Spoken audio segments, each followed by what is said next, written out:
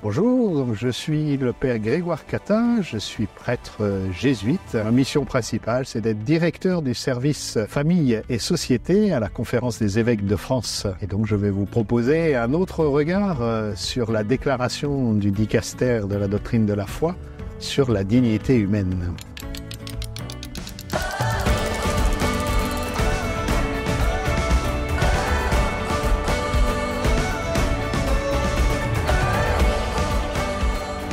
Le dicaster pour la doctrine de la foi a sorti récemment une déclaration qui s'appelle Dignitas Infinita, la dignité infinie. Une déclaration pour le dicaster, c'est un niveau très très élevé de texte théologique, quoi, donc qui a de l'importance. Les déclarations ne sont pas faites tous les mois, c'est vraiment, il y en a quelques-uns.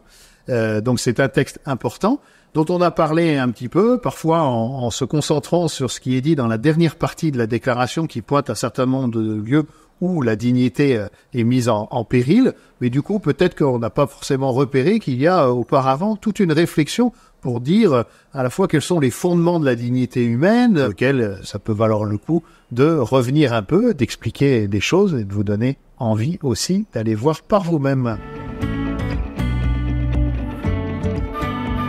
La dignité, précisément, c'est souvent plus facile de dire ce qui atteint à la dignité, de dire que vraiment son contenu. Et la déclaration, en fait, le présente de manière très claire en nous disant la dignité, c'est d'abord cette dignité ontologique, cette dignité que toute personne a, simplement par le fait même d'être une personne humaine. Et ça, nul ne peut nous la retirer.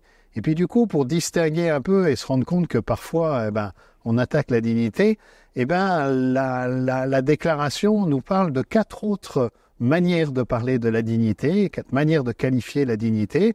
Il y a la dignité morale, qui est la dignité qu'on a quand on se comporte dignement, qu'on fait le bien, et à certains moments, on peut se dire que on n'est pas tout à fait digne d'un être humain parce qu'on fait des actes qui sont répréhensibles. Il parle aussi de la dignité sociale. La dignité sociale, c'est de fait, il y a des conditions de vie sociale qui ne permettent pas une vie digne, parce que on est dans la pauvreté, parce que on est dans l'oppression, ou voilà. Donc la dignité sociale permet de pointer aussi qu'à certains moments, on n'est pas complètement dans des conditions pour vivre dignement. Et puis la déclaration parle aussi de la dignité existentielle pour pointer que c'est vrai que aujourd'hui nos contemporains à certains moments se disent mais ma vie parce que je suis malade, parce que je suis très limité dans ma manière de vivre, ça vaut plus le coup, ça n'est pas digne. Et du coup, on parle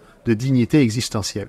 Et cette manière de décliner dignité sociale, dignité existentielle, dignité morale, est bien de dire que en fait, la dignité ontologique, elle, reste tout le temps. Et c'est bien pour ça que ce texte a été écrit. C'est pour nous donner à déployer et à donner à comprendre à quel point il faut toujours défendre et mettre en œuvre les conditions de manière à reconnaître la pleine dignité de toute personne humaine, simplement parce qu'elle est une personne humaine. Alors, définir de manière positive la dignité, en fait, c'est très difficile, parce que c'est une qualité que les personnes ont, et elles l'ont, simplement.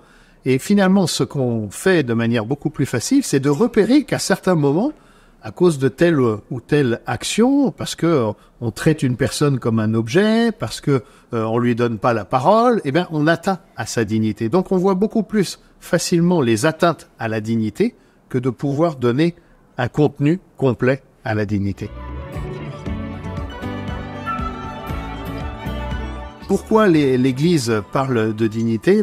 La déclaration le rappelle dans son premier chapitre, en faisant d'abord finalement un parcours un peu biblique. Nous rappelle que la notion de dignité humaine, finalement, s'est construite peu à peu. Dans l'Antiquité, la dignité, quand même, chez les Romains ou chez les Grecs, était liée quand même, il y avait une dignité qui était liée à la position qu'on occupait dans la société.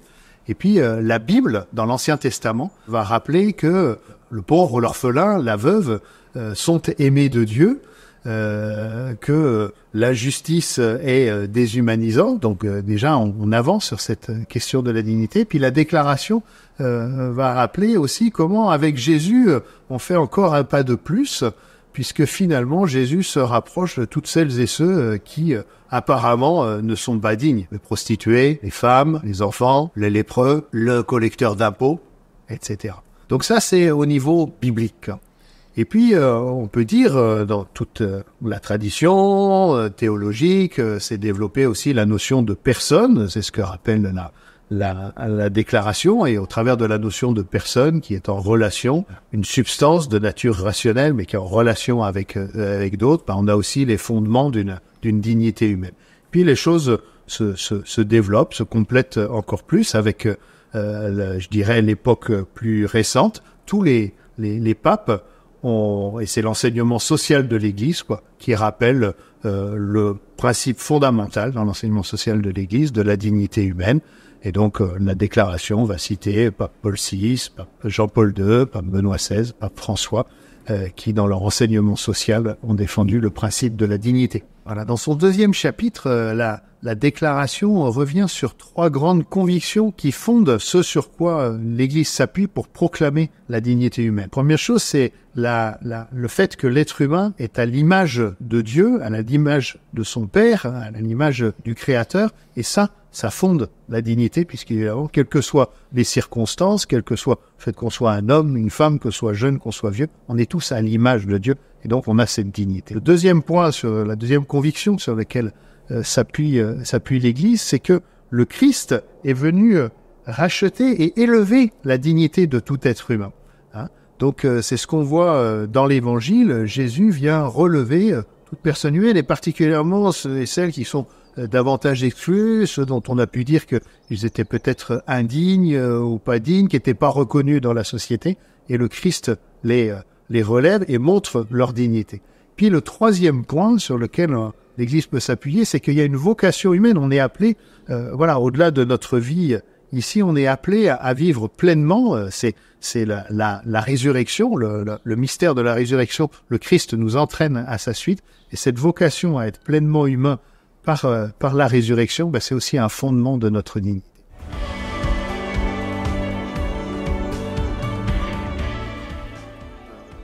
On peut dire que si l'Église fonde sa conception de la dignité sur sa lecture de la Bible et sur sa tradition de foi, parler de la dignité humaine, c'est aussi rentrer en dialogue et en convergence avec toutes celles et ceux qui ne partagent pas notre foi, mais qui reconnaissent et qui défendent la dignité humaine. Et une belle expression de cela, c'est la Déclaration universelle des droits de l'homme, adoptée en 1948, et auquel le texte de la déclaration rend hommage. Tous les papes récents se sont appuyés pour défendre cette déclaration, et c'est vrai que au cœur de cette déclaration, il y a la reconnaissance de la dignité de toute la famille humaine, qui fait des êtres humains égaux en droit. Donc c'est vraiment un fondement pour tout le déploiement des droits humains qui sont dans la déclaration des droits de l'homme, ce fondement de la dignité, et d'une certaine manière, tous les droits humains qui sont déployés dans la Déclaration humaine des droits de l'homme donnent un peu de chair aussi à cette dignité.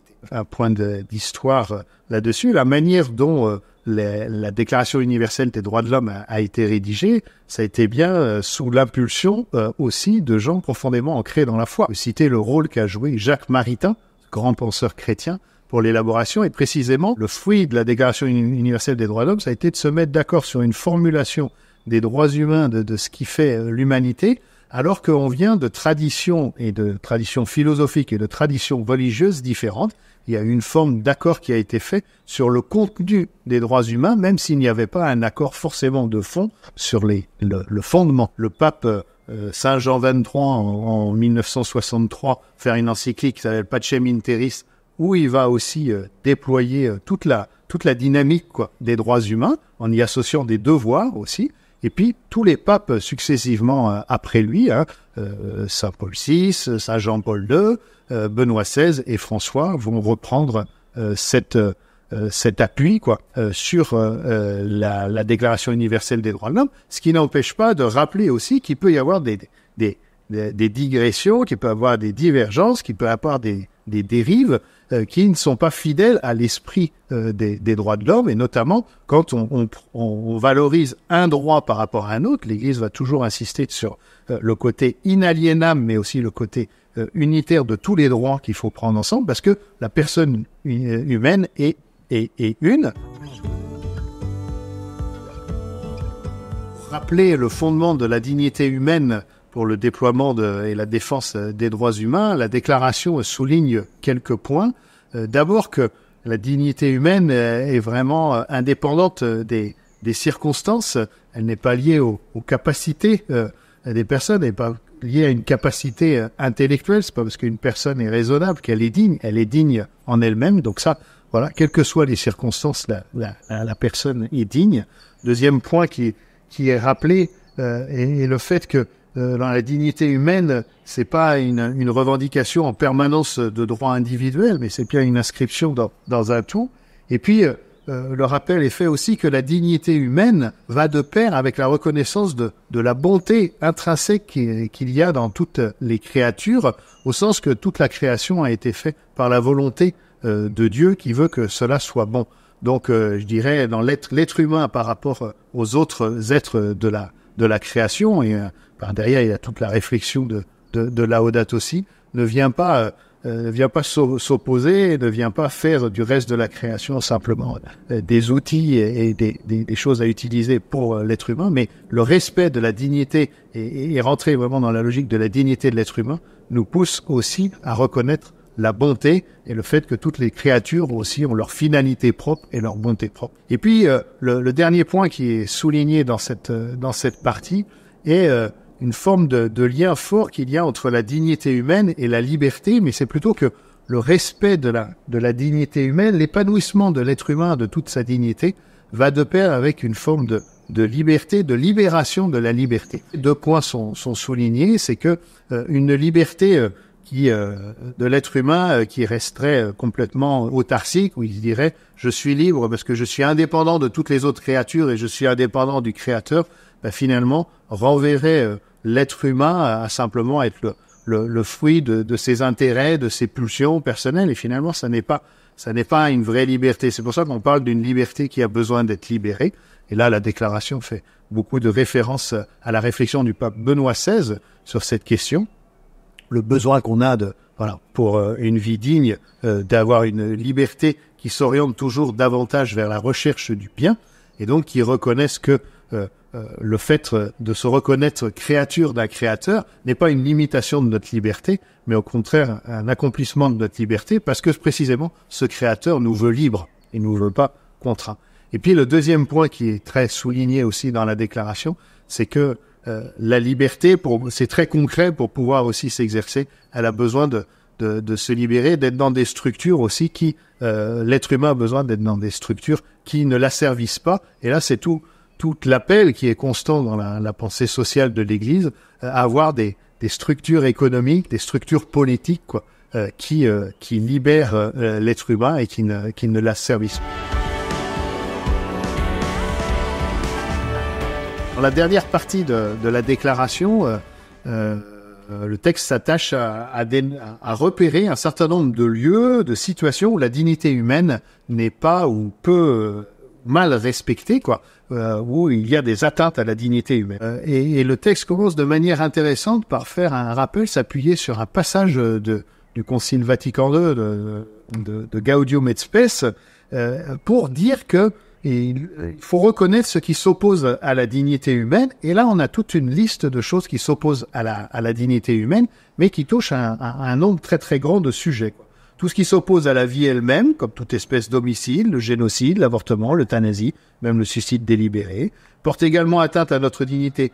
Tout ce qui constitue une violation de l'intégrité de la personne humaine, comme les mutilations, la torture physique ou morale, les contraintes psychologiques, et puis finalement, les conditions de vie sous-humaines, les emprisonnements arbitraires, les déportations, l'esclavage, la prostitution, le commerce des femmes et des jeunes, ou encore les conditions de travail dégradantes qui réduisent les travailleurs au rang de purs instruments de rapport. C'est ce que disait le Concile Vatican II, Gaudium et Spes 27, et d'une certaine manière, dans la liste des 13 points que donne le dernier chapitre de la déclaration Dignitas Infinita, on retrouve cette ampleur. Il y a des sujets que, avec notre manière de parler en France, on qualifierait de sociaux, d'autres de sujets sociétaux. Certains vont dire le pape la penche plus à droite et d'autres plus à gauche. En fait, c'est ni l'un ni l'autre, c'est simplement tous les lieux où la dignité de la personne humaine n'est pas respectée ou est mise en péril.